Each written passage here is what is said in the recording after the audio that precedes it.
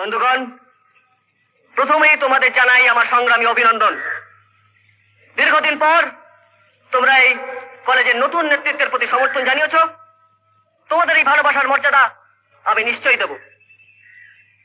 এই কলেজ থেকে সমস্ত দুর্নীতি সন্ত্রাস আমরা দূর করব। এই কলেজকে আমরা একটা আদর্শ কলেজ হিসেবে গড়ে তুলতে চাই এবং গড়ে তুলব। Oh, stop it! এবারে ছাত্র সংসদের নির্বাচনে কয়েক লক্ষ টাকা খরচা হয়ে গেল, আর তুমি পরাজয়ের গ্লানি নিয়ে ফিরে এসেছ।